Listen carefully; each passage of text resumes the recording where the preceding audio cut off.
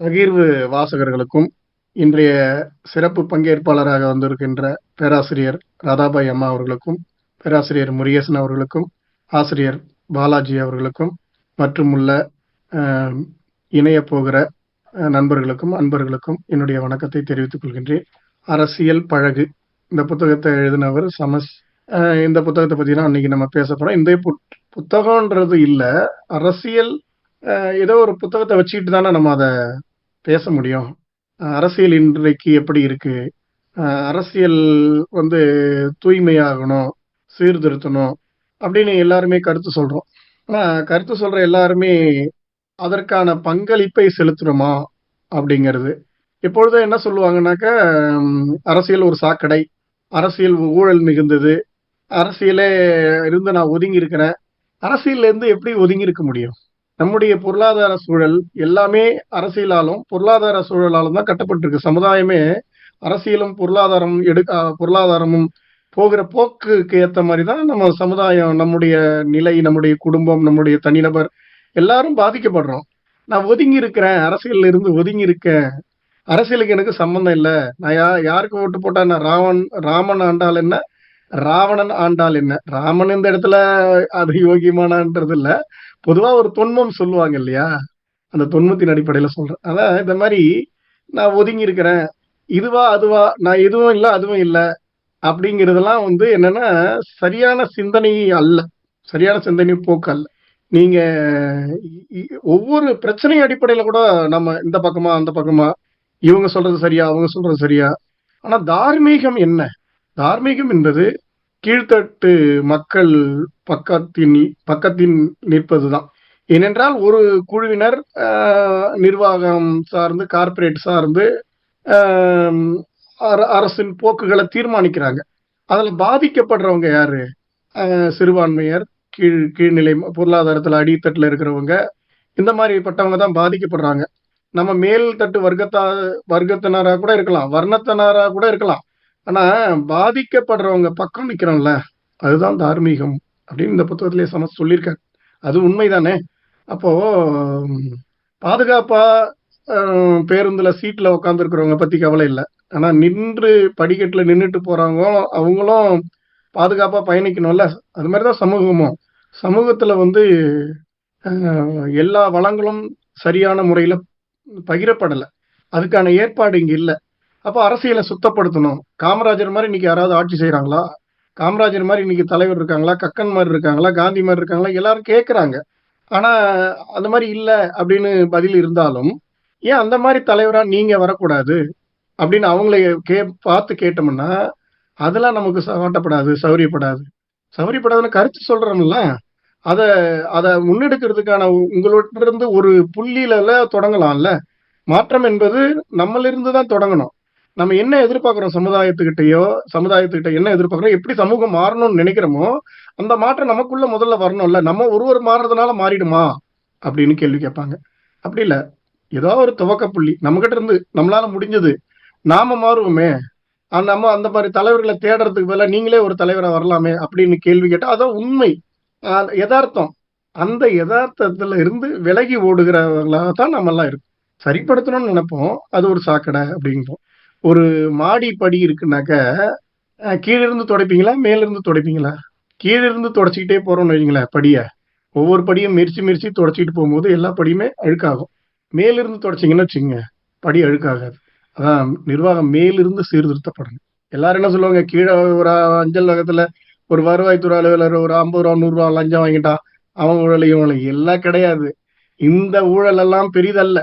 மேலிருந்து தலைவர்கள் திருந்தணும். மேலிருந்து கீழ் நோக்கி சீர்திருத்தம் அமையணும். தேர்தல் ஜனநாயகம் எவ்வளோ குறைபாடு உடையதா இருந்தாலும் அதை விட்டா வேற வழி கிடையாது. அந்த தேர்தல் ஜனநாயகத்துல என்ன பண்ண முடியும்? இதெல்லாம் இந்த புத்தகத்தை பத்தி பேசுது. வேற இதுக்கு மேல நான் எதுவும் சொல்லல, நீங்க எல்லாம் சொல்ல போறீங்க. இந்த அரசியலும் பொருளாதாரமும் நம்ம எங்கு இருக்க வேண்டும், எங்கு செல்ல வேண்டும், அதை நம்மளை எப்படி விலக்கி வைக்குது, நம்ம எப்படி பாதிக்கப்படுறோம், எல்லாத்துலயும் நம்ம பாதிக்கப்படுறோம். அந்த பாதிப்புல இருந்து மீளணும்னா நாம அதற்கு என்ன செய்கிறோம், நாம என்ன செய்யணும் அப்படிங்கிறதுல இருந்து தான் அரசியல் புள்ளியே தொடங்குகிறது. அரசியலில் இருந்து யாரும் விலகி ஓடவும் முடியாது, ஒளியவும் முடியாது என்று சொல்லி என்னுடைய துவக்க வரியை முடித்துக்கொண்டு முதல் பேச்சாளராக, முதல் சொற்பொழிவாளராக நம்முடைய பேராசிரியை ராதாபாய் அம்மா அவர்கள் வருக வருக, உங்களுடைய கருத்தை தருக. பகிர்வு குழும நண்பர்களுக்கு வணக்கம். வழக்கம் போல இந்த வாரம் நமக்கு விவாதத்திற்காக கொடுக்கப்பட்டிருக்கும் புத்தகம் சமஸ் அவர்கள் எழுதிய அரசியல் பழகு. சமஸோட கட்டுரைகள் நிறைய படித்திருக்கிறேன். வெட்டு 1 துண்டு 2 அப்படிங்கிற மாதிரி பகிரங்கமாக சில விஷயங்களை போட்டு உடைக்கக்கூடியவர். அதனால அவருடைய எழுத்து எனக்கு பிடிக்கும். அரசியல் பழகு அப்படின்ன உடனே அந்த புத்தகத்தை படிச்சுட்டு அதை பத்தி விமர்சனம் பண்ணி அதை குறித்து விவாதித்து மட்டும் செல்ற மாதிரி இல்லை இந்த புத்தகம். அவரு சகோதரர் செல்வம் கூறியது போல நம்ம ஒவ்வொருவரோடும் தொடர்புடையது அரசியல்.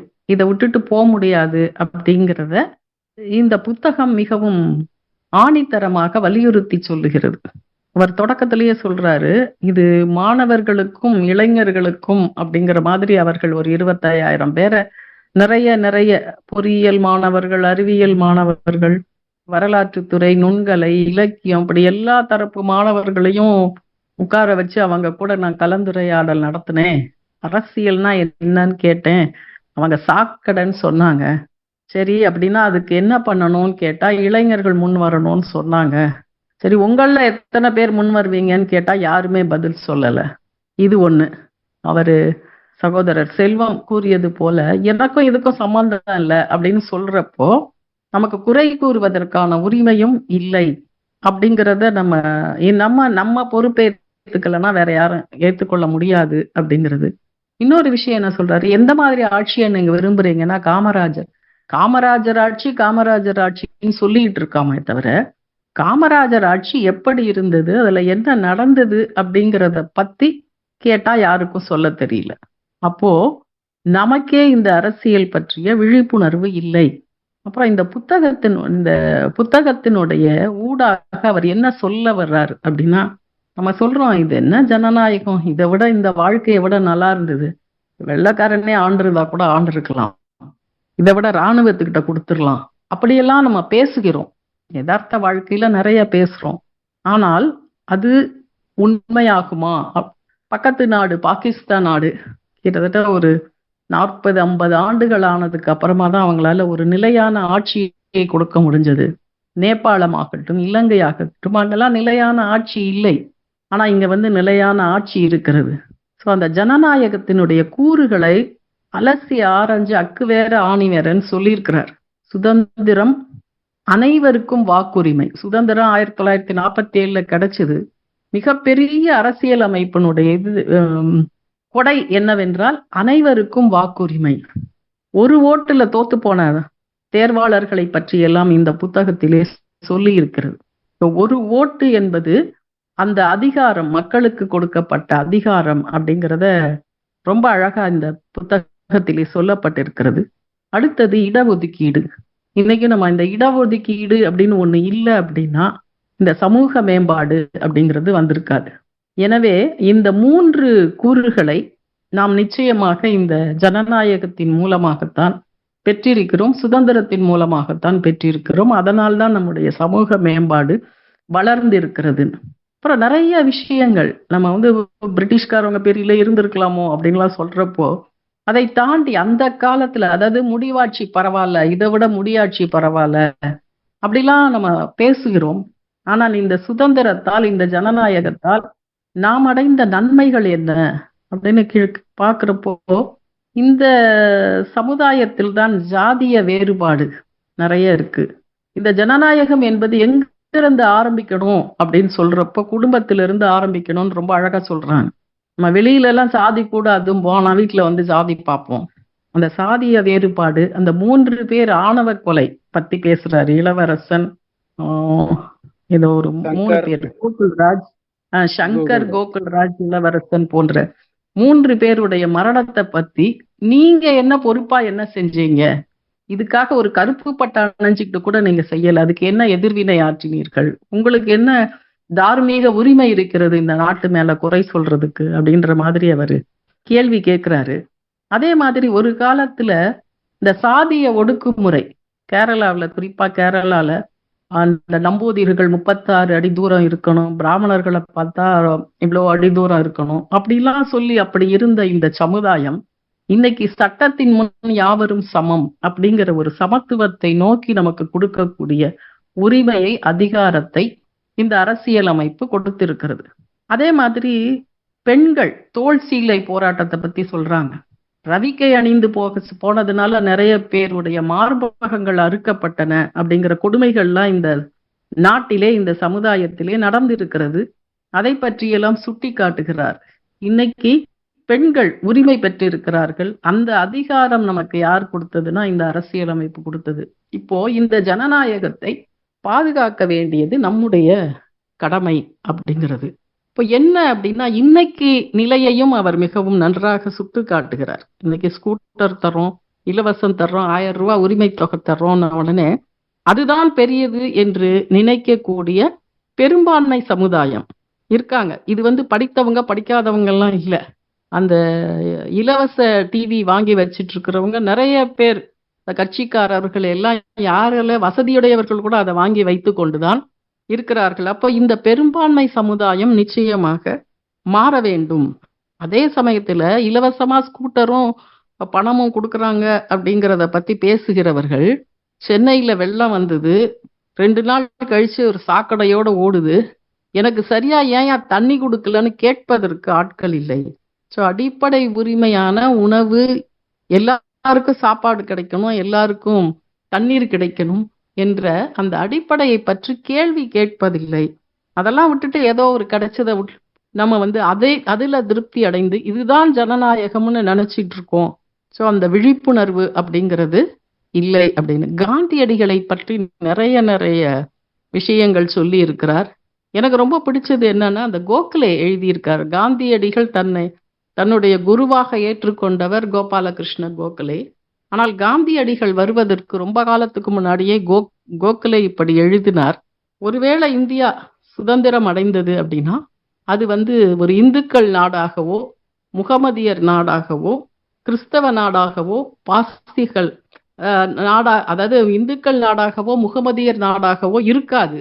அதுக்கு பதில் இந்துக்கள், முகமதியர்கள், கிறிஸ்தவர்கள், பார்சிகள், இந்தியர்கள் என்று, இந்தியாதான் என் தாய்நாடு என்று ஏற்றுக்கொண்ட ஆங்கிலேயர்களுக்கும் இந்த நாடு இருக்கணும் அப்படின்னு சொல்லி எழுதியிருக்கிறார்.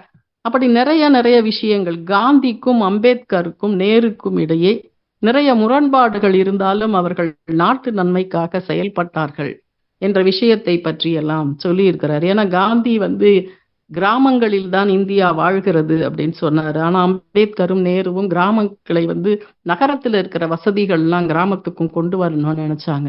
இப்படி முரண்பாடுகள் இருந்தாலும் அவர்கள் நாட்டு நலனிலே முக்கியமா இந்த முதலாவது மந்திரி சபை பற்றி ரொம்ப நல்லா சொல்லியிருந்தார்.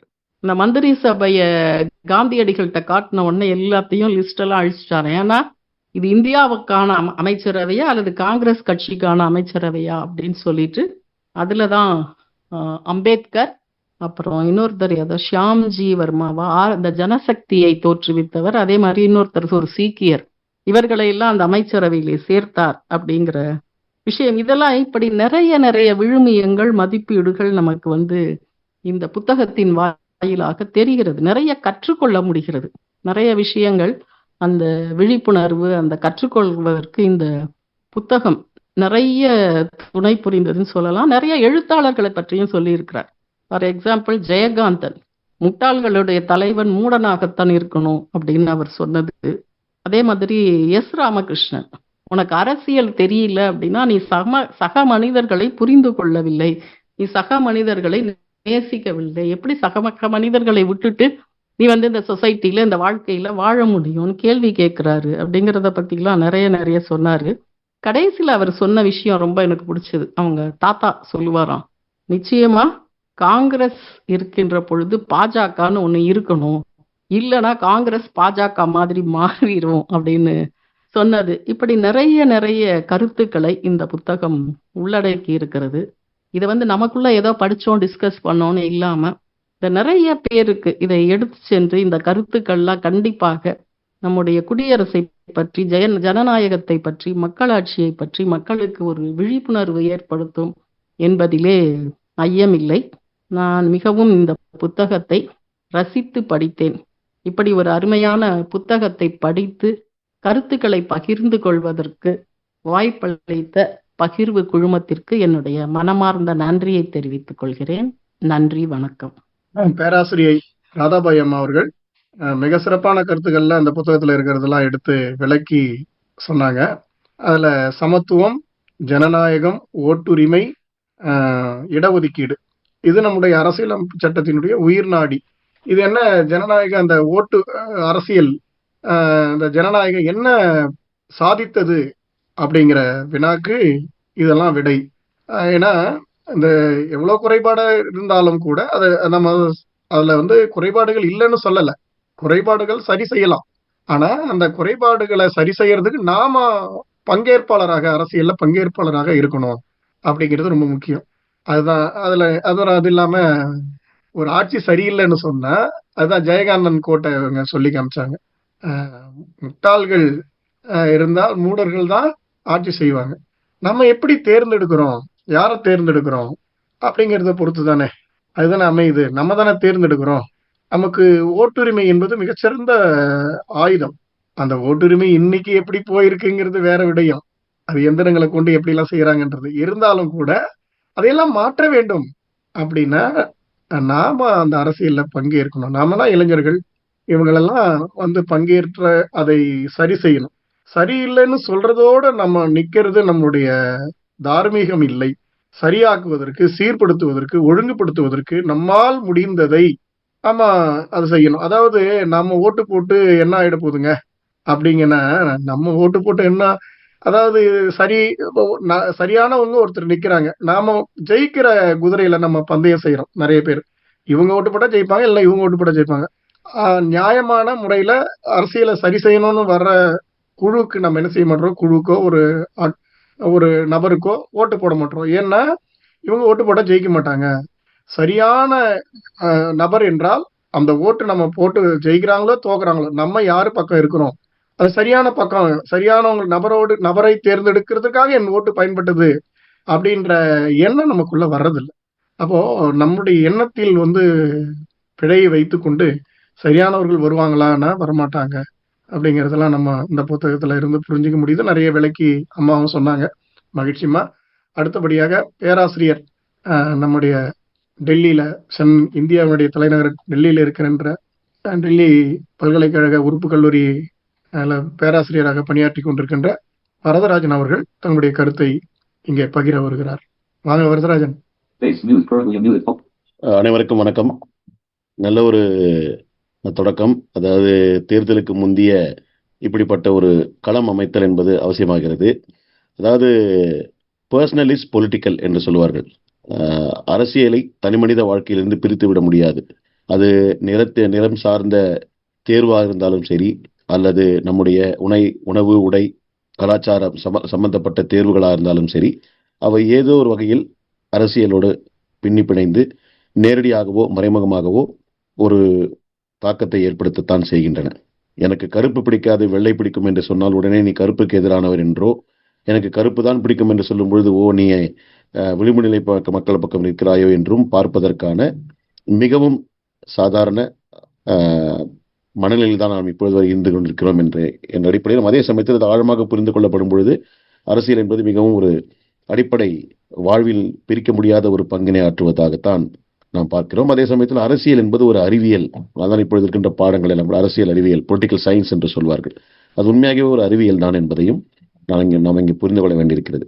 பொதுவாக அதாவது மக்களாட்சி, மக்களால், மக்களுடைய, மக்களுக்காக என்றெல்லாம் பேசுகின்ற இந்த மக்களாட்சி குறித்த விஷயத்துல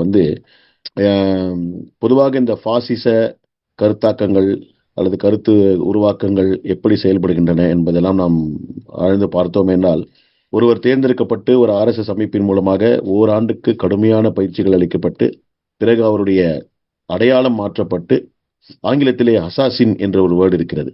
அசாசின் என்றால் ஒருவரை ஒரு செயலை செய்வதற்கு தொடர்ந்து அவருடைய மூளை செலவை செய்து அவரை தயார்படுத்துதல்.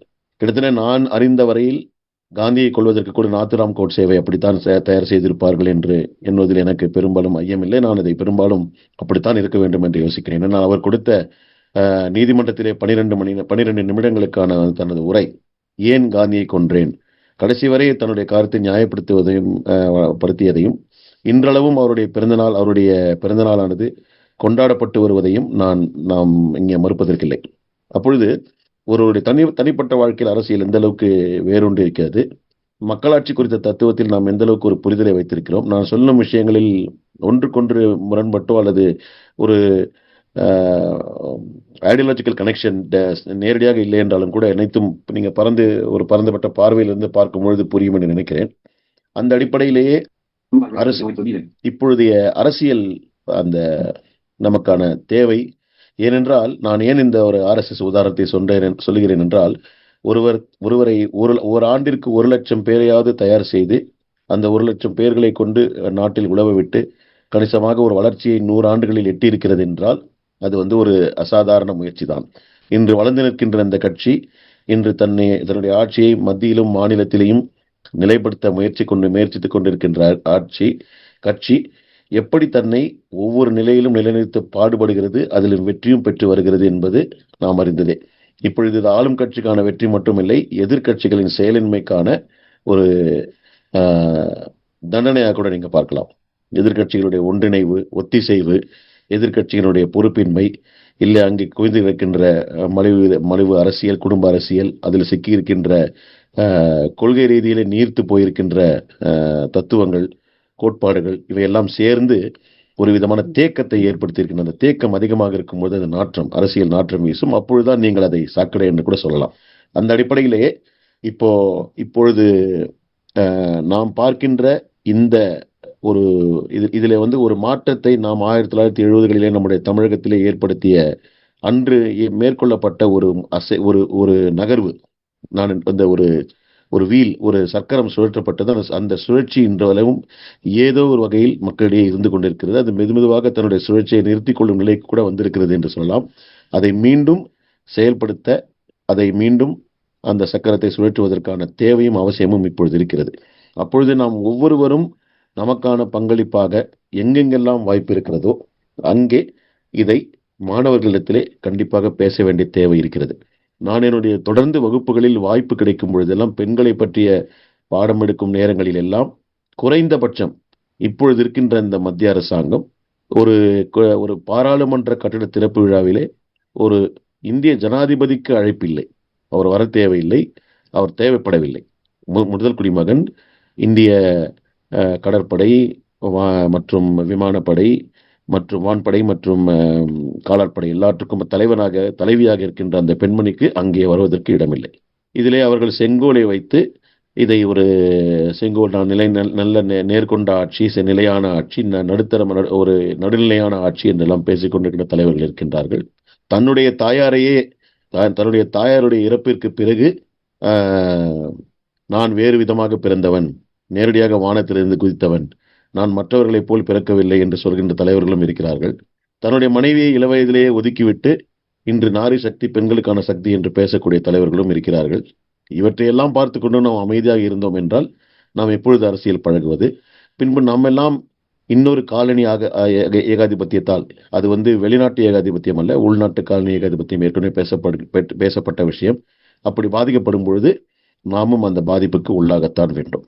ஒருவருடைய குரலும் எப்படி சின்ன சின்ன அசைவுகளை, ஏனென்றால் இன்று ஒருவர் எழுப்புகின்ற குரல் ஒரு பட்டர்ஃப்ளை எஃபெக்ட் என்று சொல்வது போல, ஒருவர் எழுப்புகின்ற குரல் எங்கோ ஒரு இடத்தில் ஏதோ ஒரு பாதிப்பை, ஒரு சிறிய அதிர்வை ஏற்படுத்தினால் கூட போதும். அது போதுமான அளவுக்கு ஒரு மாற்றத்தை குறைந்தபட்ச அளவில் ஏற்படுத்திவிடும் அல்லது இயக்கத்தை ஏற்படுத்தும் என்பதை நாம் அறிவோம். அதையும் உணர்ந்தவாறு நான் ஒரு இடத்துல படித்திருக்கின்றேன், சில கெட்ட காரியங்கள் நடப்பவை எதனால் நடக்கின்றன என்றால் கெட்டவர்களால் மட்டுமல்ல, அவை நல்லவர்களின் மௌனத்தினாலும் நடந்து கொண்டிருக்கின்றன என்று சொல்வார்கள். அப்படி இருக்கின்ற பட்சத்திலே நாம் பெரிய தலைவர்களை எல்லாம் உதாரணம் காட்டிவிட்டு இவர் இப்படி செய்தார், அவர் அப்படி செய்தார், இவர் இப்படி எல்லாம் இருந்தார், அப்படி எல்லாம் இருந்தார் என்று பேசுவதற்கு ஒரு புறம் இருக்க, நாம் இந்த கொள்கை சித்தாந்தங்களிலிருந்து விடுபட்டு ஐயா செல்வம் ஐயா சொன்னது போல பொதுவாக பாதிக்கப்பட்டவர்கள் விளிம்புநிலை மக்களின் பக்கம் எப்படி நிற்கிறோம், அவர்களின் நியாயத்திற்காக எவ்வாறு போராடுகிறோம் என்ற கேள்வியும் யோசிக்க வேண்டியிருக்கிறது. அதே சமயத்தில் நான் இந்த ஏற்கனவே எங்கே ஒரு இடத்தில் படித்திருந்த பாண்டோராஸ் பாக்ஸ் என்று சொல்வார்கள். ஒரு ஒரு தோட்டத்திலே ஒரு பெட்டி வைக்கப்பட்டிருக்கிறது. அதுவரை உலகம் வந்து அங்கு இருந்த உலகம் அமைதியான உலகம், நோய் நொடியற்ற, பாதிப்புகளற்ற, பொறாமை அல்லது கெட்ட எண்ணங்கள் அற்ற ஒரு உலகமாக இருந்து வந்திருக்கிறது. ஒரு குழந்தை சென்று அந்த ஒரு டப்பா, ஒரு பெட்டி இருக்கிறது, அந்த பெட்டியை திறக்கிறது. திறக்கும் பொழுதே உள்ளே இருந்து திறக்காதே என்று ஒரு சுத்தி ஊர் மக்கள் சொல்கிறார்கள். அதையும் மீறி அந்த பெட்டியை திறந்து விடுகிறது. திறந்து விட்ட பிறகு நோய் நொடி, பொறாமை, மரணம் எல்லாம் சூழ்ந்து கொள்கின்றன. உடனே அவள் பெட்டியை மூடுகிறாள். அப்பொழுது கூட உள்ள இருந்து ஒரு சத்தம், தயவு செய்து என்னை திறந்து விடு என்று சொல்கிறது. நான் ஏன் திறக்க வேண்டும், ஏற்கனவே பெரிய பிரச்சனைகளை கிளப்பிவிட்டேன், திறக்க முடியாது என்று அந்த பெண்மணி சிறுமி சொல்கிறாள். இல்லை இல்லை, தயவு செய்து என்னை திறந்து வைத்து விடு, நான் திறந்தால் வந்தால்தான் நம்பிக்கை என்ற தேவதை நான் இருக்கும் வரையில் குறைந்தபட்சம் மக்கள் நம்பிக்கையோடு அடுத்த நாளை எதிர்நோக்கி காத்திருப்பார்கள், அடுத்த நாளை நோக்கி பயணிப்பார்கள். நான் இல்லை என்றால் இவ்வளவு விரக்தியோடு மக்கள் இன்றே மறித்து விடுவார்கள், என்னை தயவு செய்து திறந்து விடு என்று சொல்வார்கள். அதுவே நம்பிக்கை என்ற தேவதை வெளிவந்ததாக ஒரு கதை படித்தேன். நம்மை சுற்றி நாற்றம் இருக்கிறது, நம்மை சுற்றி சாக்கடை இருக்கிறது, எல்லாம் மாறிக்கொண்டிருக்கிறது, உண்மையிலேயே நம்மளுடைய கட்டுப்பாட்டில் எதுவுமே இல்லை என்று சொல்லி நாம் அமைதியாக இருப்பதை விட நம்மால் என்ன முடியுமோ குறைந்தபட்சம் அத்தகைய முயற்சிகளை எடுக்க வேண்டிய கட்டாயத்தில் நாம் இருக்கிறோம். நம்ம தாமதிக்கின்ற தருணங்கள் எல்லாம் நம்மை விழுங்கி கொண்டிருக்கின்றன. நம்ம வேறு விதமாக நாம் இந்த ஒரு கட்டுரையிலே சொன்னார்கள், இந்த கட்டுரையிலே பயன்படுத்தப்படும் மக்களின் அடித்தளம் என்பது அவர்களுடைய குதிகால் நரம்பு போல. அந்த மக்களின் அடித்தளத்தை மாற்றி அமைத்து அதை ஒரு விதமாக சலவை செய்து அவர்களை எல்லாம் தன் பக்கம் ஈர்த்து கொண்டிருக்கின்ற வலிமையான முயற்சி. நாம் எந்த ஆயுதத்தை பயன்படுத்துகிறோமோ அதே ஆயுதத்தை நமக்கு எதிராகவே தெளிவாக திசை திருப்பி நம்மையே குத்துவதற்கு அந்த கத்தி பயன்படுத்தப்பட்டு கொண்டிருக்கிறது என்பதையெல்லாம் உணர்ந்து, எல்லோருமே சுயநலவாதிகள் தான், ஆனால் அந்த சுயநலம் எந்த அளவுக்கு இருக்கிறது, அது எத்தனை சதவிகிதம் இருக்கிறது, அதை தாண்டிய பிறநலம் நம்மிடம் எவ்வளவு இருக்கிறது என்பதை குறித்த ஒரு புரிதலும் நமக்கு தேவைப்படுகிறது. ஏனென்றால் பிறநலத்தை பயன்படுவதிலும் சுயநலம் இருக்கிறது.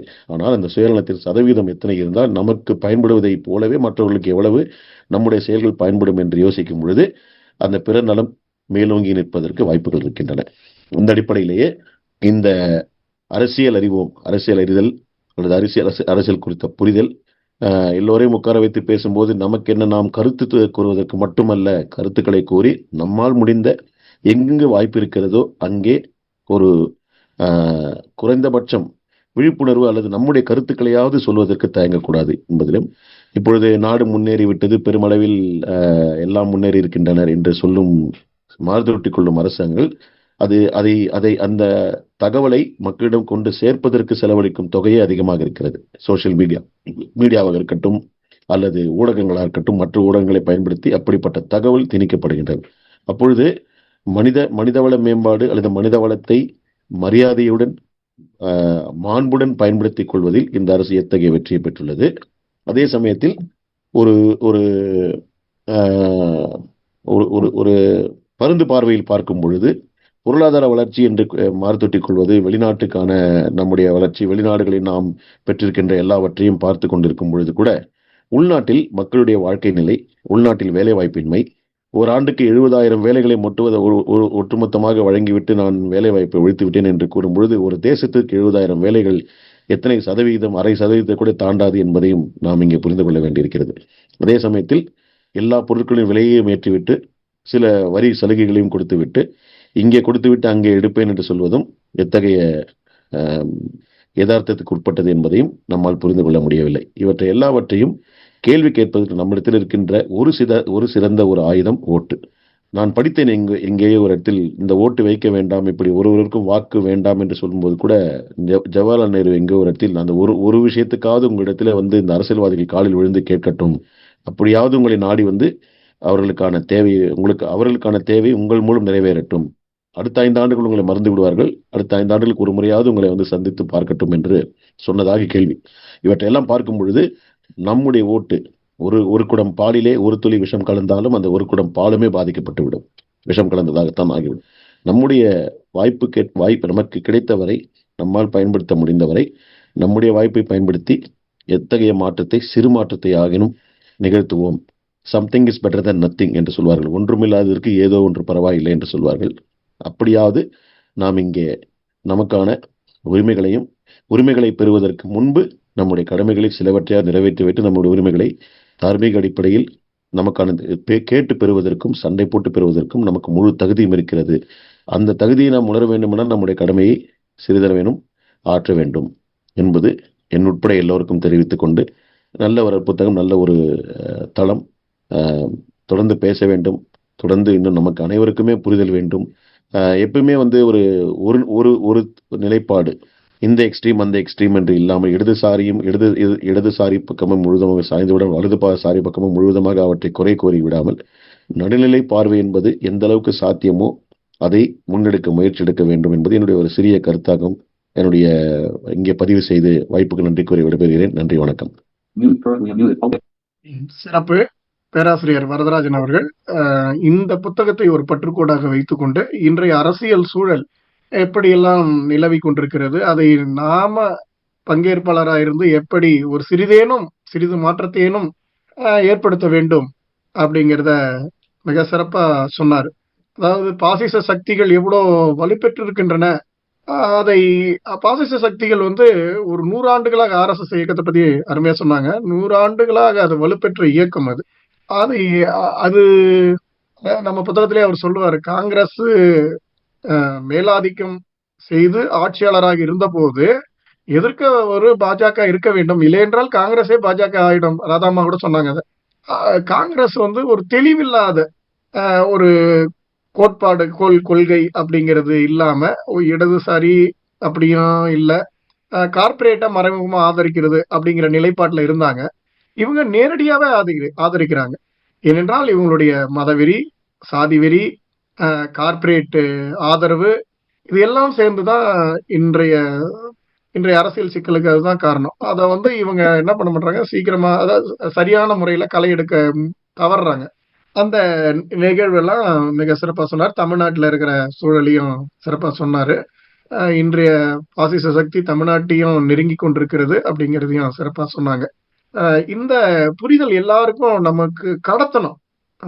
பேராசிரியர் சொன்னாரு, வரதராஜன், மாணவர்களுக்கு நான் அரசியல் பற்றி சொல்லுகிறேன் அப்படின்னு. எல்லாரும் நம்ம என்ன செய்யணும், அரசியல் புரிதலை, ஆனா வகுப்பறையில அரசியல் பேசக்கூடாது அப்படின்னு சொல்றாங்க. அரசியல் மாணவர்கள் படிக்கிறத பார்க்கணும். இதெல்லாம் எதுக்குன்னா, அரசியல்ல கேள்வி கேட்டக்கூடாது, இல்ல யாரும் கேள்வி கேட்டக்கூடாது. வலுப்பெற்ற சக்திகள் வீழற அளவுக்கு அது ஏதாவது மாற்றத்தை ஏற்படுத்திடுமோன்னு அஞ்சறதுனாலதான் இதெல்லாம் சொல்றாங்க. ஒரு ஜனநாயகங்கிறதுனா எல்லாத்தையும் பேசுறது, எல்லாத்துக்குமான ஸ்பேஸ கொடுக்கறது இல்லையா? அப்பதானே செழுமையான ஜனநாயகத்துல இருந்துதான் நல்லா விழுமையான சட்டங்களோ, விழுமியமான கருத்துக்களோ, ஒரு சரியான திசை நோக்கியோ ஒரு சமூகமோ ஒரு நாடோ செல்ல முடியும். அதற்கு வாய்ப்பில்லாத ஒடுக்குனீங்கன்னா அது என்ன பண்ண முடியும்? அது பின்னோக்கி தான் செல்லும் அப்படிங்கிறதெல்லாம் மிக சிறப்பா சொன்னாரு. இன்றைய சூழலை மாற்றணும். அந்த மாற்றும் கருவியாக மாணவர்கள், ஆசிரியர்கள், சமுதாயத்தின் முற்போக்கு சிந்தனை கொண்டவர்கள் எல்லாமே பங்கேற்போடு தான் அது நிகழ முடியும். அடுத்தபடியாக பேராசிரியர் ஆத்தூர் கல்லூரியில பேராசிரியரா பணியாற்றி கொண்டிருக்கின்ற பேராசிரியர் முருகேசன் அவர்கள் தங்களுடைய கருத்தை சொல்ல வருகிறார். வாங்க. நெறியாளர் செல்வம் அவர்களுக்கும், பேராசிரியர் ராதாபாய் அவர்களுக்கும், பேராசிரியர் வரதராஜன் அவர்களுக்கும், பாலாஜி ஆசிரியர் அவர்களுக்கும் வணக்கம். சமஸ் ஊடகத்துறையில் இருந்து கொண்டு பல்வேறு பொருண்மை குறித்து ஆய்வு செய்வது, கட்டுரை எழுதுவது, நூல் உருவாக்குவது என்று தொடர்ந்து இயங்கிக் கொண்டிருக்கிற ஒரு ஆளுமை. அவருடைய இந்த புத்தகம் முக்கியமாக நாம் கவனம் செலுத்த வேண்டிய ஒன்று. அரசியல் என்றால் சக மனிதர்களை அவர்களோடு உறவு கொள்வது, அதான் அரசியல் என்ற அந்த புரிதல் இருந்தாலும், அந்த அரசியல்ங்கிற சொல்லே ஏதோ ஆகாத சொல் என்பதை போல, அது தேர்தல் சம்பந்தமானது என்பதை போல நாம் புரிந்து கொள்ளாமல், அது சக மனிதர்களுக்கு நமக்கும் அவர்களுக்குமான உறவு என்று புரிந்து கொண்டால் அதனுடைய முதன்மைத்துவம் நமக்கு புரியும். அதை இந்த நூல் வலியுறுத்துகிறது. இப்போ மாணவர்கள், இளைஞர்கள் அரசியலுக்கு வர தயங்குகிறார்கள் அப்படின்னு நம்ம சொல்றோம். உண்மை அதுதான். ஆனால் அதற்கான காரணம் மிக தெளிவாக இருக்கிறது. அதாவது சாதாரணமாக ஒரு நபர் மிக மிக குறைவான செலவு செய்தால் கூட 1 கோடி ரூபாய் இல்லாமல் தேர்தலில் நிற்க முடியாது. அவர் வெற்றி பெறுவதெல்லாம் அடுத்தது. தேர்தலில் நிற்பதற்கே 1 கோடி ரூபாய் தேவை என்பதை ஒரு நோக்கர்னுடைய மொழியாக இந்த நூல் சொல்லுகிறது. அப்ப அந்த மெய்யை நாம் எடுத்துக்கொண்டுதான் இளைஞர்கள் ஏன் தேர்தலுக்கு அரசியலுக்கு வர்றதில்லைங்கிறத ஆராயணும். அப்படியே ஒரு ஒரு ஒரு பொறுப்புக்கு வந்துட்டா அவர் எப்படியெல்லாம் பணத்தை செலவு செய்ய வேண்டியிருக்குது, அதாவது அப்படின்னு ஒரு பட்டியல் போடுறார். மக்கள் பத்திரிகை வைக்க வர்றவங்களை பத்தி, நன்கொடை கேட்க வர்றவங்களை பத்தி, வரவங்களுக்காக இவங்களுக்காகவெல்லாம் நாம் பணக்காரா இருந்தாலும் ஏழையா இருந்தாலும் கொள்ளையடிச்சாலும் லஞ்சம் வாங்கினாலும் நேர்மையா இருந்தாலும் அவங்களுக்கெல்லாம் பணம் கொடுத்து தான் ஆகணும். அப்படி பார்க்கும்போது அதுக்கு குறைந்தபட்சம் 5 கோடி ரூபாய் தேவை. ஒரு தொகுதியினுடைய சட்டமன்ற உறுப்பினருக்கு 5 கோடி ரூபாய் குறைவாக, மிக மிக குறைவாக வைத்துக் கொண்டால் தேவை. இதெல்லாம் மக்களுக்கு தனியா போய் கையில பணம் கொடுக்குற பணத்தை இங்க நம்ம கணக்குல வைக்கல, அது தனி என்றெல்லாம் சொல்லி இந்த பணம் எந்த அளவுக்கு தேர்தலில் ஒரு விஷயமாக மாறிக்கொண்டிருக்கிறது என்று அவர் சொல்லி காட்டியிருக்கிறார். இது நாளுக்கு நாள் அதிகரித்து கொண்டே செல்கிறது இந்த நிலை. இதை எப்படி மாற்ற வேண்டும் என்றால், தேர்தலில் நிற்பவர்களுக்கு அரசாங்கமே செலவு செய்ய வேண்டும். அரசு செய்கிற செலவை மட்டும்தான் பயன்படுத்தி கொள்ள வேண்டும். வேறு எந்த தொகையும் யாரும் செலவிடக்கூடாது என்ற சட்டம் வந்தால் இது இளைஞர்கள் அரசியலுக்கு வருவதற்கு வாய்ப்பு இருக்கிறது என்ற ஒரு கருத்தை அவர் பதிவு செய்கிறார். அடுத்தது இந்த வாக்கு வித்தியாசம். இந்த தேர்தல் ஏன் தொடர்ந்து ஒரு தரப்பாரே வெற்றி பெற்று கொண்டிருக்கிறார்கள், மற்றவர்கள் கணிசமான விழுக்காடு ஓட்டு பெற்றாலும் அவர்களுக்கு இடங்கள் கிடைப்பதில்லை, அவர்கள் வெற்றி பெற்ற நிலைக்கு வர முடிவதில்லை என்றால் இந்த தேர்தல் முறை, இது தொகுதி வாரியான வேட்புமனு, அதுல ஒவ்வொரு தொகுதியிலிருந்து ஒருவர் என்ற இந்த போக்கை மாற்றி விகிதாச்சார அடிப்படையிலான தேர்தல் முறை வர வேண்டும் என்று ஒரு கருத்து நீண்ட காலமாக பலராலும் முன்வைக்கப்பட்டு கொண்டிருக்கிறது. அதை சமசும் சொல்லியிருக்கிறார். 1967ஆம் ஆண்டு திராவிட முன்னேற்ற கழகம் பெற்ற வாக்கை விட காங்கிரஸ் இயக்கம் பெற்ற வாக்கு அதிகம் தமிழ்நாட்டில். ஆனால் இடங்கள் அடிப்படையில் திராவிட முன்னேற்ற கழகம் அதிகமாக பெற்றிருந்தது. அதனால் அது ஆட்சிக்கு வந்துவிட்டது. அப்போ கிட்டத்தட்ட 2 விழுக்காடு 1 விழுக்காடு வித்தியாசம்தான் இருக்கும். ஆனால் அவர்கள் வெற்றியாளர்கள், இவர்கள் தோல்வியாளர்கள் என்று சொல்லுகிறோம். இந்த போக்கு மாறி எவ்வளவு வாக்கு பெற்றிருக்கிறார்களோ அவதுக்கேற்றார் போல இடம் என்று ஒரு போக்கு வந்தால், இப்ப நான் ராஜ்யசபா உறுப்பினரை தேர்வு செய்வதை போன்ற ஒரு அமைப்பு அது அப்படி வந்து விட்டால் எல்லா கட்சியினருக்கும் பிரதிநிதித்துவம் கிடைக்கும். அப்ப ஒரு ஒரு ஒரு ஒரு ஒரு மக்கள் ஆட்சி முறை மாற்றம் வருவதற்கு வாய்ப்பு இருக்கிறது. அந்த மாதிரி ஒரு முறை வர வேண்டும் என்று சொல்லுகிறார். அப்புறம் இந்த தொடக்க காலத்துல இருந்த நேர்மையான உண்மையான நிறைய பேரை பற்றி, நேரு, அம்பேத்கர், காந்தி இவர்களுடைய போக்குகளை எல்லாம் நிறைய சொல்றார். காந்தி பற்றி சொல்லும்போது அவர் ஒரு முறை ஒரு இடத்துல குறிப்பிடுறாரு, இந்த உலகத்துல நாம் என்ன செய்ய வேண்டும், எது சரி என்று நாம் முடிவெடுக்க வேண்டுமானால் அதுக்கு ஒரு அளவுகோலை சொல்றார்.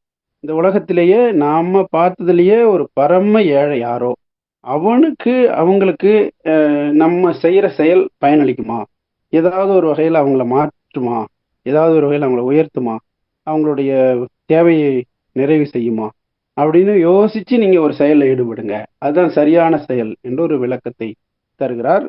காந்தி 3 கண்டங்களில் 3 சூழல்களில் வாழ்ந்தவர். அவரை பற்றி நிறைய எதிரிடை விமர்சனங்கள் உண்டு. அதையெல்லாம் தாண்டி அவர் இந்த நாட்டுக்காகவும் இந்த சமூகத்துக்காகவும் நிறைய நல்ல முன்னெடுப்புகளை நிகழ்த்தி இருக்கிறார் என்ற செய்தியை இந்த நூல் சொல்லுகிறது. அதே போல நேரு பற்றி சொல்லும்போது, நேருவிடம் அந்த காலத்தில் ஒரு ஜனநாயக போக்கு இருந்தது. அவர் எந்த ஒரு விரும்பத்தகாத நிகழ்வு நடந்தாலும் அதை கண்டிக்க தயங்கியதில்லை.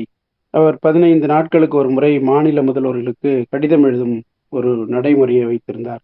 அதில் நிறைய செய்திகளை அவர் சொல்லியிருக்கிறார். அதில் உத்தரப்பிரதேச மாநில முதல்வருக்கு சொல்லும்போது, நீங்கள் மத வளர்ச்சி, மத நுழைவை, மதமயமாக்கலை தவிர்க்க வேண்டும், அப்படி செய்வது மிக தவறான போக்கு, இது நான் அறிந்து வைத்திருந்த காங்கிரஸ் அல்ல, இது வேறு விதமான புது காங்கிரஸாக இருக்கிறது என்றெல்லாம் தொடர்ந்து இந்த கண்டன கடிதங்களை அவர் எழுதி கொண்டே இருக்கிறார்.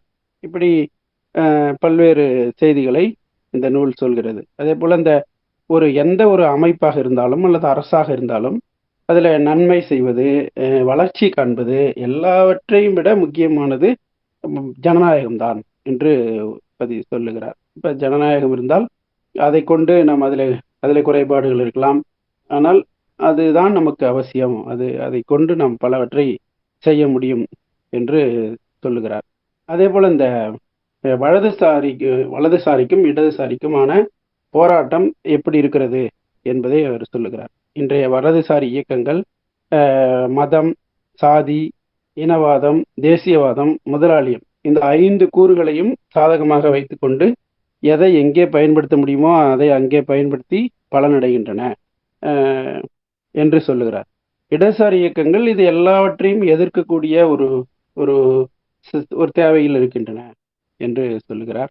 அப்புறம் இந்த புரட்சி என்பதை அந்த சொல் ஒரு பல்வேறு பலன்களை உலகம் முழுவதும் விளைவித்த ஒரு அருமையான சொல். ஆனால் அந்த சொல் இன்றைக்கு ஆயுத புரட்சி என்பதாக மாற்றிவிட்டது. பல இளைஞர்களை அது அந்த மாதிரி ஒரு ஒரு ஒரு இன்றைக்கு பயன்படாத ஒரு முறைக்கு இழுத்து செல்லும் ஒரு நிலை இருக்கிறது அப்படின்னு சொல்றாரு.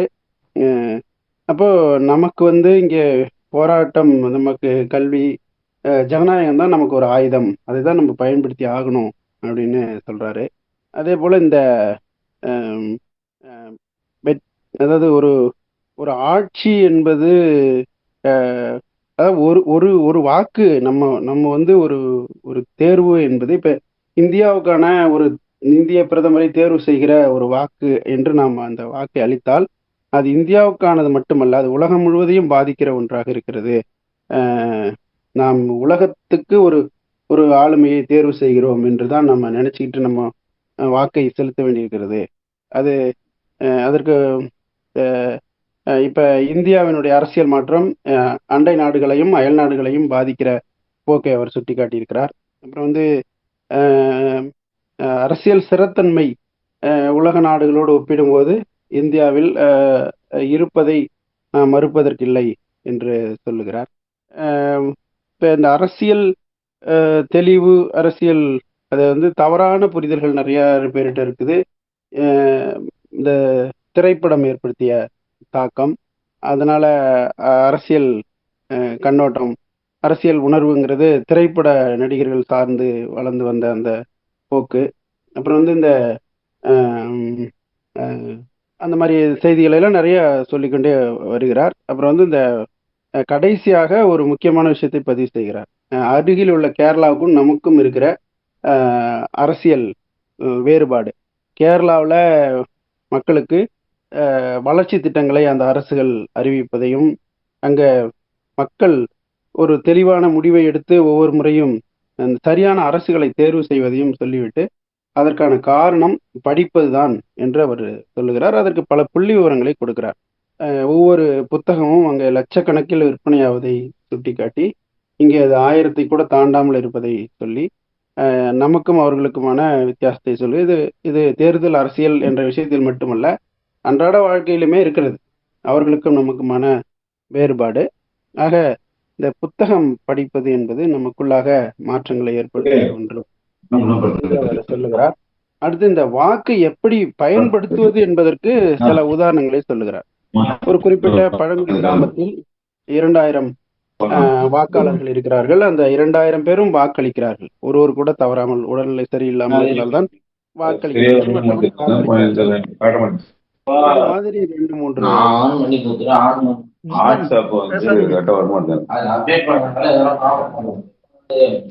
2-3 தேர்தல்கள்ல 2000 பேரும் பேசுங்க. 2000 பேர் வாக்களிச்சிட்டாங்கன்றதுனால எல்லாரும் அங்க கவனம் செலுத்தி அவங்க யாருக்கு வாக்களிக்கிறாங்கன்றது இல்லை, ஆனால் அங்க வாக்களிக்கிறாங்கன்றதுனாலயே அங்க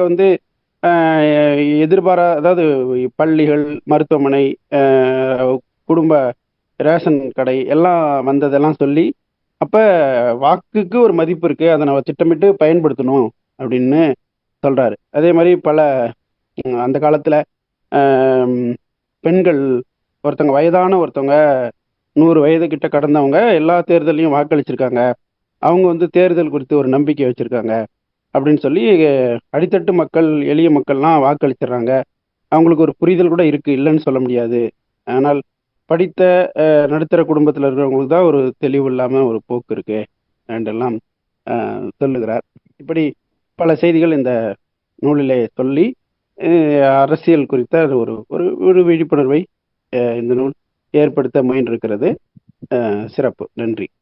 பேராசிரியர் முருகேசன் அவர்கள் ஒரு விளக்கமான நீண்ட கருத்து பகிர்வை கொடுத்திருக்கிறார்கள். அரசியல் அதுதான் நம்ம இனவாதம், மதவாதம், சாதியவாதம், மொழிவாதம், தேசியவாதம், இதெல்லாம் முதலாளித்துவம், இதெல்லாம் இதெல்லாம் வச்சுதான் பாசிச சக்திகள் இன்னைக்கு இந்தியாவை இந்த மாதிரியான அதாவது உயர் நோக்கு பாதையில செல்லாம நம்ம நாட்டை ஒரு பின்னோக்கிய பாதைக்கு கொண்டு போறாங்க. இதை எதிர்த்து போராடக்கூடிய முற்போக்கு சக்திகள் வந்து வலிமையாக அதை எதிர்க்கக்கூடிய நம்ம நம்ம எந்த ஆயுதத்தை எடுக்கணும்னு எதிரிதான் தீர்மானிப்பான்னு சொல்லுவாங்கல்ல, அவங்க வலிமையான ஆயுதத்தை வச்சிருக்கிறாங்க. ஒரு 100 ஆண்டுகளாக கட்டப்பட்ட ஒரு சக்தி வாய்ந்த இயக்கம் வந்து RSS. அதை எதிர்க்கக்கூடிய வல்லமை இவங்க கிட்ட, கொள்கை தெளிவு. பிரதான எதிர்கட்சிங்கிற சொல்றாங்க, வரதராஜன் சொன்ன மாதிரி பிரதான எதிர்கட்சியாக இருக்கிற காங்கிரஸுக்கு இல்லை. அது குழப்படிகள் நிறைந்ததாக, எல்லாரும் அதுலயும் கொஞ்சம் வலதுசாரி உள்ளவர்களாக இப்படிலாம் இருக்கிறாங்க. அதனாலதான் இன்னைக்கு இப்படி இருக்கு. தேர்தல் சீர்திருத்தத்தை பத்தி சமஸ் சொன்னதை முருகேசன் அழகா சொல்லி காமிச்சார். தேர்தல் சீர்திருத்தம் இன்னைக்கு பண்ணணும். அது வந்து அரசியல் கட்சிகளுக்கு எதிராக போகுங்கிறதுனாலதான் அவங்க ஒரு சுயநலத்தோட அதை செய்யாம இருக்காங்க. நல்ல தலைவர்கள், நல்ல அரசியல் அமைப்புகள், இயக்கங்கள் ஆட்சிக்கு வந்தால் அதை செய்யலாம். அதுதான் விகிதாச்சார இடஒதுக்கீடு. எந்த கட்சி எவ்வளோ சதவீதம் ஓட்டு வாங்குறாங்களோ அதன் அடிப்படையில தொகுதி ஒதுக்கீடு அமையணும். 51% ஓட்டு வாங்கினவன் நாட்டை ஆளக்கூடிய 100% அவனுக்கான வேல்யூ வந்துருது. 49% ஓட்டு வாங்கினவன் ஒருத்தன், அவனுக்கு 0 வேல்யூ, அவனுக்கு ஒண்ணுமே மதிப்பு இல்லையே. உத்தரப்பிரதேசமா இப்ப நடந்த பீகார்ல வந்து அதிக ஓட்டே வாங்கினாங்க அகிலேஷ் யாதவ்னு சொல்றாங்க. ஆனா தொகுதி பார்த்தீங்கன்னா 50 கீழே 30 தான் நினைக்கிறேன், ஏதோ சரியா எனக்கு தெரியல, அதை பாருங்க. அவ்வளோ கீழான, அதாவது அவ்வளோ அளவில் குறைவந்த உறுப்பினர்களை தான் அவங்க சட்டமன்றத்துக்கு அனுப்ப முடியுது. இது வந்து பலனடைகிற கட்சி வந்து என்ன செய்யுதுன்னா, இதை செய்ய வேண்டாம், இது இந்த நேரத்துல நமக்கு பலன் அளிக்கலன்னா கூட பல நேரத்துல பலன் அளிக்குது அப்படிங்கிற மாதிரி அவங்க பண்றாங்க. இதெல்லாம் சீர்திருத்த வேண்டிய எவ்வளவு நாளா சொல்லிட்டு இருக்காங்க. ஆனா அரசியல் கட்சிகளுக்கு, ஆட்சியில் வரும் கட்சிகளுக்கு இதெல்லாம் மனசு இல்லை, சரிப்படுத்தணுங்கிற எண்ணம் இல்லை. அப்ப அதை என்றாவது ஒரு நாள் செய்யக்கூடிய இயக்கங்கள் ஆட்சிக்கு வரும், அன்னைக்கு இது நடக்கும் அப்படிங்கிற நம்பிதான் நம்ம ஓட்டு போடணும். அது மாதிரி நிறைய விஷயங்கள் இருக்கு. நம்ம வந்து அரசியல்ல வந்து குடும்ப நலம், சுயநலம். அரசியல்னா என்ன? குடும்ப நலம், சுயநலம், இதனால் குழைத்து கட்டப்பட்ட சுவர் தான் அரசியல் அப்படின்னு சொல்றாங்க. என்ன சொல்றது, அதாவது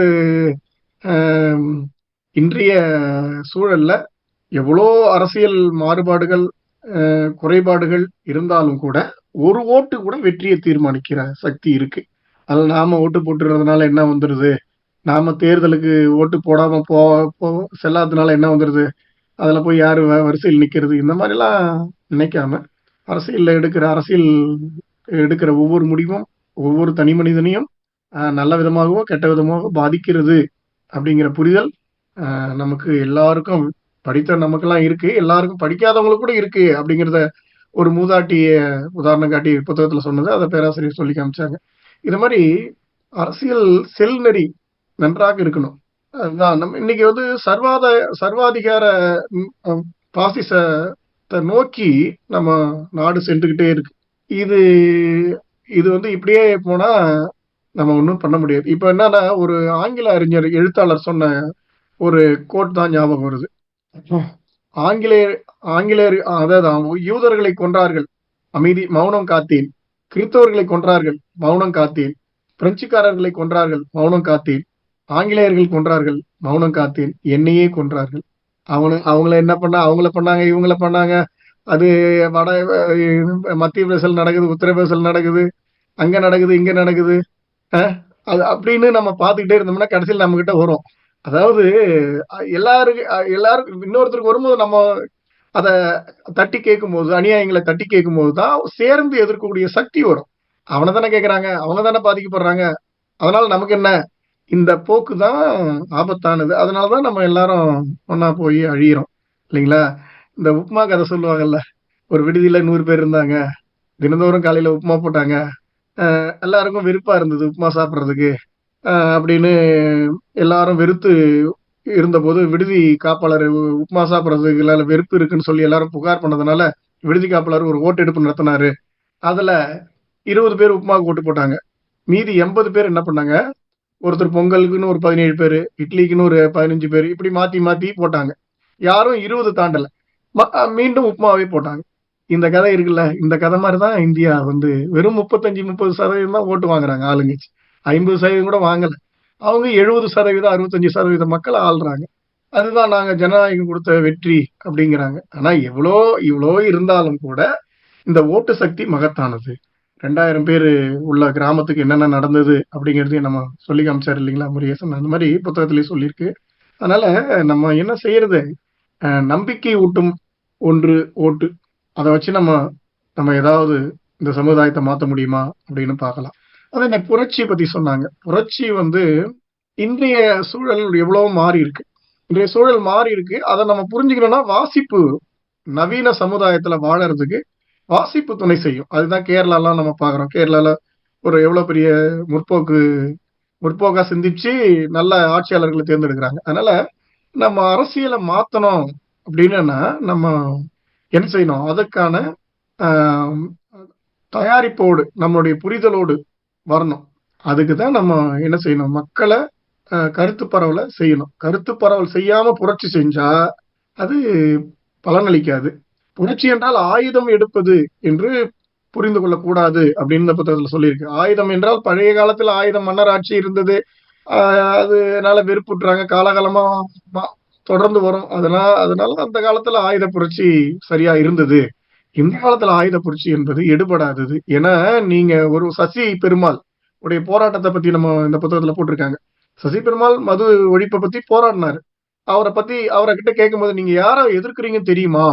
அப்படின்னு கேட்டபோது பத்திரிகையாளர் கேட்டபோது, "தெரியும். நான் ஒரு சின்ன ஆளு தான். நான் ஒரு சிறிய சக்தி தான். எதிர்க்கிற சக்தி எவ்வளோ பெரிய சக்தின்னு எனக்கு தெரியும். ஆனா என் பக்கம் தர்மம் இருக்கு. என்னைக்காவது அது வெல்லும்." அப்படின்னு சொல்றாரு. கடைசியில அவரு போராட்டத்திலேயே சிறை சேதம் செய்து அதுக்கப்புறம் ஒரு போராட்டத்திலேயே கொல்லப்பட்டார். அந்த மாதிரி இன்றைக்கு போராட்டங்கள்லாம் எப்படி வீழ்ந்து போனது அப்படிங்கறதெல்லாம் சொன்னாரு. விடுதலை போராட்டம், நம்ம தமிழ் விடுதலை போராட்டம் 2009ல விழுந்து போச்சு. ஏன்? அவங்க ஒரு நாட்டை எதிர்த்து போராடல. இன்னைக்கு நாடு என்பது தனித்தனி நாடாக இருந்தாலும், நிலத்தின் அடிப்படையில், எல்லையின் அடிப்படையில் நாடாக இருந்தாலும், எல்லாம் தாராளமயம், உலகமயம், தனியார்மயம் எல்லாமே ஒரு உலகமாக இது மாறி இருக்கிறது. நீங்கள் ஒரு நாட்டை எதிர்க்கிறீர்கள் என்றால், அந்த உலகத்தையே எதிர்க்கிறீர்கள். உலக சக்தி தான் அவர்களை வீழ்த்தியது. இல்லைங்களா?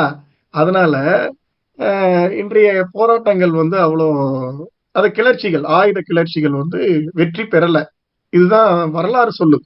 அந்த ஒரு நாட்டினுடைய ஆளும் சக்தியை மட்டும் நம்ம எதிர்த்து போராடல அப்படிங்கிறத நம்ம புரிஞ்சுக்க முடியுது. இதெல்லாம் வச்சு. அதனால ஜனநாயகத்தின் மூலமாகத்தான் முதலாளித்துவம் தோற்று போய் இன்னைக்கு பொருளாதார மந்தம் ஏற்பட்டு எல்லாமே கொலாப்ஸ் ஆயிருக்கு என்றாலும் கூட அவர்கள் எல்லாம் கார்ப்பரேட்டுகள் எல்லாம் ஒன்றாகத்தான் இருக்கிறார்கள்.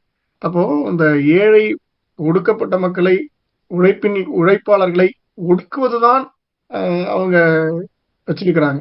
ஆனா அதுவே அவங்களுக்கு வந்து பேக் ஃபயர்னு சொல்லுவாங்க. அது மாதிரி வந்திருக்கு. வாங்கும் சக்தி குறையுது. நீங்க எல்லாருக்கும் ஊதியம் கொடுக்கலன்னா, ஊதியத்தை கொடுக்காம முதலாளிகள் பாக்கெட்லயே சேர்த்துக்கிட்டே இருந்தீங்கன்னா, அவங்க உற்பத்தி செய்யற பொருளை யார் வாங்குவாங்க? அப்போ வாங்கும் சக்தியை உருவாக்கணும்னா அவங்க கிட்ட பணம் போய் சேரணும்ல. அப்போ இந்த பொருளாதாரத்தை இப்படி முதலாளித்துவம் தோற்று போற இடம் தான் இது. அப்போ இந்த நிலை மாறும். அது ஓட்டால தான் முடியும். அந்த ஓட்டால முடிகிற அந்த ஓட்டு ஆயுதத்தை நம்ம வந்து கைக்கொண்டு சமூகத்துல முற்போக்கான கருத்துக்களை சரியான புரிதல்களை நம்ம விதைச்சுக்கிட்டே இருப்போம். அந்த விதை ஒரு நாள் மரமாகாதா என்ற கனவோடு எதிர்பார்ப்போடு நம்ம இருப்போம் என்று கூறி, வேற யாரேனும் பேசுறீங்களா கூறி முடிக்கிறேன். வேற யாராவது பேசுறீங்களா? வேற யாரும் பேசவில்லை என்று முடித்துக் கொள்ளலாமா? முடிச்சுக்கலாம். கோர்ட்ல இல்ல கேக்குற மாதிரி ஏதேனும் மேலதிகமான கருத்து யாராவது சொல்ல விரும்புறீங்களா? ஏதோ நினைச்சிட்டே இருந்தேன். விடுபட்ட கருத்துக்கள். அதுதான் அந்த இதுதான் அதாவது என்னன்னா அந்த ஐயோ என்னமோ நினைச்சிட்டு இருந்தேன். அந்த சொத்து சேர்றதை பத்தி தான் சொன்னீங்க. அதை பத்தி நிறைய புள்ளி விவரம் கொடுத்திருந்தார். இந்தியாவுல வந்து ம். 100 கோடி ரூபாய்க்கு மேல சொத்து இருக்கிறவங்க 115 பேரோ என்னமோ தானா. அவ்வளவுதான் இருக்காங்க. அவங்க கிட்ட மொத்த செல்வமும் இருக்கு. அதுதான் அதாவது அதாவது நிதி மூலதனம் இந்த இயக்கங்கள் பாசிச சக்திகள் வளருது இல்லைங்களா, கார்பரேட் அவங்களுக்கு வந்து துணை செய்யறாங்க. நிதி மூலதனம் இருக்குல்ல, அந்த எல்லாமே அவங்க கிட்ட இருக்கு. ஆமா. அப்புறம் வந்து இந்த இதை குறிப்பிட்டு ரொம்ப அந்த மது பத்தி குறிப்பிட்டு சொன்னார். இந்தியா முழுவதும் மது இருந்தாலும் தமிழ்நாட்டில் இருக்கிற மாதிரி அதுக்கு ஒரு பெரிய இது இல்லைன்னு சொன்னாரு. ஒரு பெரிய ஆதரவு அரசாங்கமே இல்ல. விக்குது. அரசாங்கம் வித்தான்னா யார் வித்தானாங்க? விக்க கூடாதுன்னா அப்படி இல்ல அப்படி இல்ல அரசாங்கம் விற்கிறதுக்கும் மக்கள் விற்கிறதுக்கும் மற்றவங்க விற்கிறதுக்கு வித்தியாசம் இருக்கு. அது எப்படின்னா இன்னைக்கு நீங்க இப்போ ஒரு கல்வி நிறுவனத்துக்கு ஒருத்தர் மது அருந்திட்டு வராருன்னு வச்சுங்களேன், ஒரு வேலை செய்ய இடத்துக்கு யாரோ ஒருத்தர் வராருன்னு வச்சுங்க, இது தப்புன்னு அவர் மேல நடவடிக்கை எடுக்க முடியாது. ஏன்னா அதுக்கு வந்து சட்டமே கிடையாது. நீ மது அருந்திட்டு வரக்கூடாது வேலைக்கு அப்படின்னு சட்டமே கிடையாது. நம்ம வந்து அது ஒரு நடப்பு அடிப்படையில அதை நம்ம இது பண்றோம். ஒருவேளை அது வழக்காச்சுன்னா அவர் வெற்றி பெறுவதற்கு வாய்ப்பு இருக்கு. ஒன்று தார்மீகத்தை சொல்றீங்க. தார்மீக அடிப்படையில அரசாங்கமே அதை செய்யக்கூடாது. அது மட்டும் இல்ல, அவர் சொல்றது இன்னொன்னு, அரசியல்வாதிகள் தான் மது கிடங்குகள் நடத்துறாங்க அப்படின்னு சொல்றாரு. அதோட மட்டும் இல்ல, இந்த 2003க்கு பிறகு கிராமப்புற பொருளாதாரம் மிகவும் வீழ்ச்சி அடைந்திருக்கிறது புள்ளி ஒரு அடிப்படையில. காசு அங்கதானே கொடுக்குறாங்க. ஆமா அப்படின்லாம் சொல்றாரு. இப்போ வந்து அந்த மது விஷயத்துல வந்து அதாவது பீகார் அரசாங்கம் வந்து மதுவை தன்னை தடை பண்ணிட்டு எல்லாம் உத்தரப்பிரதேஷ் பார்டர்ல வந்து வாங்கி பீகாருக்கு போக வேண்டிய வருமானம் உத்தரப்பிரதேஷ்க்கு வருது. இது மகிழ்ச்சியான ஒரு புரிந்து கொள்ளப்பட்ட ஆனால் வெளியில் வராத ஒரு ஒப்பந்தம். இப்போ பீகார்ல மது தடை இருக்கும். அதே மாதிரி குஜராத்ல போனீங்கன்னா காந்தி பிறந்த மண் என்ற பேர்ல மது தடை இருக்கும். ஆனா ஐடி கார்டை கொடுத்து நீங்க மது வாங்கிக்கலாம். இது வெளியே தெரியாது. இல்ல அது என்னன்னா அது அங்கங்க ஒண்ணு இருக்கிறது வேற. இப்ப நம்ம எதையும் முற்றிலும் ஒழிக்க முடியாது. ஆனா சட்டப்பூர்வமா வச்சிருக்கிறதுக்கும் சட்டப்பூர்வமா ஒழிக்கிறதுக்கும் ஒரு வித்தியாசம் இருக்குல்ல. இல்ல சட்டம் ஆக்கி கொண்டு அந்த சட்டத்தில் இருக்கிற ஓட்டையை பயன்படுத்தி கொண்டு மாநிலமே விற்குதுன்றதுதான் நான் இப்ப இல்ல அதுதான் அது சட்டத்தில் இருக்கிற ஓட்டையை பயன்படுத்தி மாநிலம் விற்கிறத விட அது தப்பு தான். அது நியாயம் இல்ல, நம்ம நியாயப்படுத்தல. ஆனா அதை விட நீங்க சட்டப்பூர்வமா விற்கிறது அதை விட தப்பு இல்லையா? அதுதான். அப்படின்னா இப்ப வந்து இப்ப இந்த கலைஞர் ஐடி கார்டு கொடுத்து கலைஞர் வந்து நான் ஆதரிச்சு பேசல. கள்ள சாராயம் காய்ச்சப்பட்டு மக்கள் வந்து கொத்து கொத்தாக இருந்த பொழுது அப்ப அரசாங்கமே தயாரித்து விட்டார். இப்ப இவன் நிறுத்திட்டு அவன் ஆரம்பிச்சிருவான். இல்ல அது அப்படி அல்ல. நீங்க அதாவது இது தடுக்க முடியாத அளவுக்கு மாத்திரம் இல்ல, இன்னொன்னு முடியும். அதாவது இந்த அரசு மதுக்கடைகள் வருவதற்கு முன்னால் மதுக்கடைகள் இருந்தது. தனியார் அரசியல்வாதிகள் தான் அந்த கடையை நடத்திக்கிட்டு இருந்தாங்க. அது மது இல்லாம இல்ல. அதாவது நீங்க என்ன சொல்றீங்கன்னா தார்மீக அடிப்படையில அரசு நடத்துவது மட்டும் நியாயமானதுதான், வழிமுறை வேணும். ஆனா அது வந்து இப்ப உடனே நடக்க போறது இல்ல. சிறிதா கண்டிப்பாக அதுல முன்னேற்றம் தேவைப்படுது. அதுல கண்டிப்பா அது வேணும், செய்யணும் தான். இல்லாத ஒரு மாநிலம் உருவாக்கப்பட வேண்டும் என்பதுல மாற்று கருத்தே கிடையாது. அது எந்த அளவுக்கு யதார்த்தத்தில் இப்போதைக்கு சாத்தியப்படுகிறது என்பதை நம்ம யோசிக்க வேண்டியது இருக்குன்னு சொல்லலாம். மக்கள் தயாரித்து விற்பனை செய்கிற மது இது அது வேற மது, இது வேற. அதாவது வேற மதுனா எப்படி சொல்றேன்னா, கள்ளச்சாராயங்கிறது இப்பயும் நடக்குது, எப்பயும் நடக்கும். அதை நம்ம அதை வச்சுக்கிட்டு பேச வேண்டியது இல்ல. இதனால நிறைய பேர் குடிக்கிறதுக்கு போறாங்கல்ல, அரசாங்கமே நடத்துறதுனால நிறைய பேர் இன்னைக்கு குடிக்கிறதுக்கு போறாங்க. ஸ்கூல் குழந்தைங்கள்ல இருந்து எல்லாரும் குடிக்க போறாங்கல்ல. இதுல வேற மது தனி, போதை மருந்து தனி, இது இல்ல அது இல்ல அப்படிங்கறது. மது வந்து அது என்னன்னா எடுக்காத நிலையை கொண்டு வர முடியாதுன்னு யதார்த்தத்துல இருக்கிறவங்க எல்லாருமே சொல்றாங்க. கிராமப்புறத்துல தயாரிச்சு விற்பனை செய்யற மது வந்து இந்த அளவுக்கு கெடுதல் விளைவிக்க கூடியது இல்ல. இல்லங்க அதுல ஏதாவது வந்து சரியான முறையில அந்த காலத்துல தயாரிச்ச அடிப்படையில் சொல்றீங்க. நீங்க கள்ளக்குறிச்சியில் நடந்ததுக்கு என்ன காரணம்? ஆமா இல்ல அதுதான் சொல்றேன். இல்ல கள்ளக்குறிச்சியில் நடந்தது வந்து பணத்தாசை பெருகிருச்சுங்க. நீங்க பணத்தாசை பெருகிருச்சுங்க. அதனால என்ன பண்றான், ஒரு பட்டமான வகையில தான் சம்பாரிச்சு லாபம் ஈட்ட பாக்குறான் இல்லையா?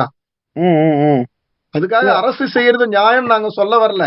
இல்ல அதுதான் நீங்க சுத்தி இருக்கிற சொல்லுங்க இப்ப சொல்லுங்க. முருகேசன் சொல்றது வந்து அரசாங்க கடைகள்ல தேடி போய் வாங்குற தேவையை வந்து கவர்மெண்ட் உருவாக்கி வச்சிருக்கிறதுனால அது வழக்கமா அது லைசன்ஸ்டா போய் வாங்கிக்கிறாங்கன்ற கருத்து நாங்க மறுக்கிறதுக்கு இல்ல. அதை நான் கண்டிப்பா ஏத்துக்க தான் செய்யறோம். அது மறுக்கிறதுக்கு இல்ல, எல்லா இடத்துலயும் கிடைக்கிற மாதிரி யாரோ ஒரு அவைலபிள் அவன் இருக்கு. ஒரு பரவலா இல்ல, ஆக்கிட்டான், பரவலா இப்ப கிடைக்க வச்சுட்டான். இப்ப ஒண்ணும் இல்ல, நீங்க பனங்கல்லு தென்னங்கல்லு இருக்குல்ல, இந்த கல்லு குடிச்சு எவனா செத்தான்னு ஒரு தகவல் இருக்கா உங்களுக்கு? அதுதாங்க சார், கல்லு வந்து பிரச்சனை கிடையாது, அது வந்து இவங்க இல்ல அனுமதிக்காம இருக்கிறாங்க. இல்ல ஒண்ணு அப்படி இல்ல அப்படி படிப்படியே யோசிப்போமே. அதே மாதிரி அப்ப நீங்க இப்ப நீங்க இந்த மது குடிச்சு செத்தான் கூட உங்களுக்கு இருக்காது. மது குடிச்சு எங்கேயாவது போய் மோதி செத்தான்னு இல்ல அது ஆமா மது ஆமா பொருளா அது இருந்து இருக்கு. போய் செத்த இல்ல அது மது குடிச்சு உச்சகட்டமா போய் கொஞ்சம் கொஞ்சமா சாகுறாங்க. கல்லீரல்லாம் போயிடும். அதெல்லாம் போயிருது. படிப்படியாமா, படிப்படியா இன்னைக்கு குடிச்சு படிப்படியா தானே போகுது. இப்ப அதாவது மொத்தமா இன்னொன்னு இருங்க மொத்தமே செத்தாருன்னா இன்னொன்னு படிப்படியா செத்தாருன்னா இருங்க எல்லாம் இருங்க இருங்க இருங்க ஒரு நிமிஷம் ஒரு நிமிஷம் இருங்க இருங்க. இப்போ சாப்பாடு, அதாவது மதுவை எடுத்துக்கிட்டு அதுக்கு உரிய சாப்பாடு சாப்பிடுறவனுக்கு அந்த அறிவு இருந்திருந்தா இந்த கல்லீரலோட போவாது. ஆனா இல்ல மதுவையே அது வந்து சாப்பாடு எடுத்துக்கும் சாப்பாடு போதுதான் பிரச்சனை வருது. பிரச்சனை கிடையாது. சாப்பாடு எல்லாம் தான் சாப்பிடுறாங்க. அதுல இல்ல சில பேர் அதுல மதுவே இவங்க சாப்பாடு முழுசு ஆமா, குடிச்சிட்டு சாப்பிடவே சோறு மாட்டாங்க இல்லாம முருகேசன், வீட்டுல இருக்கிறவங்க சாப்பிடவே இருக்கலாம். மாட்டாங்க, வெறும் மது மட்டும் சாப்பிட்டு சாப்பிடவே மாட்டாங்க. அதான் அது ரைட்டு, அது ரைட்டு, அது எல்லா இடத்துலயும் இருக்கும். அப்ப நீங்க இருமல் அதான் மருந்துல இருந்து கூட ஆல்கஹால் இல்ல, கூட இப்ப எடுத்துருங்க. வந்து அப்படி ஓவரா மது இருமல் மருந்துல இருந்து குடிக்கிறதா ஆல்கஹால் தன்னோட எடுத்துருங்க. பழக்கம்னு இருக்கிறவங்கள பத்தி பிரச்சனை இல்ல. ஆனா பழக்கமே இல்லாதவனும் பழகிக்கிறதுக்கு இது ஒரு சான்ஸா இருக்குல்ல இன்னைக்கு நிலை. இல்ல இப்ப இருமல் மருந்து எல்லாரும் என்ன இருமல் சொல்றாங்க, மருந்துல ஒரு ஆல்கஹால் கண்டென்ட் இருக்கு. அது வந்து அங்கீகரிக்கப்பட்டிருக்கு. ட்ரக்ஸ்ன்னு சொல்றான், அதையே ட்ரக்ன்னு தான் சொல்லி விக்கிறான். நீங்க இருமல் மருந்தை கூடுதலா குடிச்சா உங்களுக்கே ஒரு மாதிரி நீங்க இருக்கும். இல்ல அது நீங்க அதை அப்புறம் பார்ப்போம், அது நம்ம பேசுவோம். அதாவது எப்படின்னா அரசு மதுக்கடைகளை நடத்துவது தவிர்க்கப்பட வேண்டும். அதுக்கு ஆமா, மாற்று குறைக்கிறோம்னு சொன்னாங்க, அது அதுவும் அப்புறமா குறைக்கவே இல்ல. யோசிப்போம். நீங்க குறைக்கிறது எப்படி பண்ணாங்கன்னா, நடத்துவது தவறுதான். அதாவது எப்படி பண்ணாங்கன்னா பரவலா ஒரு இடத்துல பாப்புலரா இருக்கிற இடத்துல இருந்து ஏன்னா எடுத்துட்டு நீங்க பாப்புலர் இருங்க, இடத்துல வச்சாங்க. அதுதான் 31 அதுதான் ஹைவேஸ்ல பக்கத்துல இருந்துட்டு கொஞ்சம் தூரமா தள்ளி ஓபன் தூரமா பண்ணாங்க. தள்ளி உள்ள வச்சாங்க. அது என்னன்னா ஏதாவது ஒண்ணு செய்யணுங்கிறதுக்காக நீதிமன்றத்துக்கு பயந்துட்டு பண்ணாங்க. அதனால எந்த பிரயோஜனமும் பெருசா ஒண்ணும் கிடையாது. அவன் என்ன வண்டி உள்ள விட்டு வேணுங்கிறத இது பண்ணிட்டு போகலாம், அது போறாங்க. அது இன்னும் இல்லைன்னு வச்சுங்க. இப்ப என்னன்னா இப்ப நீங்க எந்த தேர்தல் கட்சியும் நாங்க மது ஒழிக்கிற போறோம்னு சொல்றதுக்கு தயாரா இல்லல்ல. ஏன்னா ஆட்சிக்கு மது வர வாய்ப்பு இல்லைன்றவங்க சொல்லுவாங்க. ஆட்சிக்கு வர வாய்ப்பு இல்லைன்றவங்க சொல்லுவாங்க. இருங்க 31 இல்ல, அரசாங்கம் நடத்துறதுக்கு வேற வழி இல்ல. அரசாங்கம் நடத்துறதுக்கு வேற வழி இல்லல்ல. அதுல வர வருமானம் தானே பெரிய வருமானமா இருக்கு. அதுதான் காரணமா இருக்கு. சூழல்ல என்ன சொன்னா, நீங்க சொல்றதெல்லாம் சரிதாங்க. இல்ல இப்ப நீங்க அரசாங்கங்களும் பாண்டிச்சேரி அரசாங்கம் விக்கலையா, எல்லாம் விக்கிறாங்க. இல்ல இப்ப அரசாங்கம் விக்கிறாங்கன்னு கிடையாது, எல்லாமே விக்கிறாங்க தான். எல்லா இடத்துலயும் இதை விட கம்மியா கூட விக்கிறாங்க. அதெல்லாம் சரி. நீங்க அரசு வந்து இந்த வேலையை செய்யும் போது இது குறித்தான நீங்க பாருங்க, விழிப்புணர்வே நீங்க ஏற்படுத்த முடியாது. அதுதான் இன்னொரு விஷயமும் சொல்றாங்க. அரசு வந்து இந்த வருமானத்துல ஒரு பங்கை வந்து அந்த மதுவால பாதிக்கப்பட்டவங்களுக்கு ஒரு நலவாழ்வு மையங்கள், அவங்களுக்கான அதெல்லாம் எதுக்குங்க இல்ல சொல்றது ரைட்டு. இது என்னமோ பரிகாரம், அதாவது தப்பு செஞ்சுட்டு பரிகாரம் செய்யறாங்க இல்ல, அத கூட செய்யலங்கிற. நான் வந்து உங்களுக்கு என்ன சொல்ல வரேன்னா, அதை செய்யணும்னு சொல்றாங்க, அதை கூட இவங்க பெருவாரியா அதை செலவு பண்ணல. அப்படிதான் போகுது அரசாங்கம். என்ன பண்றது? இந்த அளவுல உரையை முடிச்சுக்கலாங்களா, கருத்துரையா? இல்ல இதுல இன்னும் ஒரு விஷயம், இந்த மதுங்கிறது டிஸ்கஷன் இதுவா போயிட்டு, ஏன்னா இந்த முதல் தேர்தல் பத்தி அந்த சுகுமார் சென் ஆமா ஆமா அவரு எடுத்த முயற்சிகள், அந்த முதல் தேர்தலுக்காக 2 பேர் 3 பேர் இருந்த பகுதிகளுக்கு எல்லாம் சேர்ந்து அந்த சத்தீஸ்கர் அந்த பகுதி, அந்த இது அந்த பார்ட் வந்து ரொம்ப நல்லா இருந்தது இந்த புத்தகத்துல. அப்ப கூட எல்லாரும் வந்து இந்த தேர்தல் அனைவருக்கும் அந்த வாக்குரிமைங்கிற அந்த தேர்தல் 3 பேருக்காக வாக்குச்சாவடி அமைச்சாங்க. அதுல ஒருத்தர் இறந்த பிறகு 2 பேருக்காக அமைச்சாங்க. அந்த பார்ட் வந்து இந்த புத்தகத்துல ரொம்ப நல்லா ஒருவருக்காக கூட இப்ப ஒருவருக்காக வாக்குச்சாவடி வைக்கிற இதெல்லாம் கூட இப்ப கூட மலையில போக முடியும், வாகனம் போக முடியாத இடங்களுக்கு குதிரை இல்ல, குதிரை வண்டியில வச்சுட்டு ஓட்டு போறாங்க. இங்க கூட ஏதோ நாகப்பட்டினத்துல படகுலதான் போக முடியும் அப்படிங்கிற மாதிரி கூட ஒரு கிராமத்தையும் சொல்லி காமிச்சாரு. அதாவது அவங்க அங்க உள்ள பிரச்சனைகளையும் சொன்னாரு. ஆமா சொன்னாங்க. சிறப்பு. முடிச்சிடலாமா? முடிச்சிடலாம். இந்த அளவுல இந்த கருத்துரையை முடிக்கிறோம். மிக சிறப்பான ஒரு புத்தகம். அடுத்த வாரம் வேறு ஒரு புத்தகத்துல சந்திப்போம். நன்றி.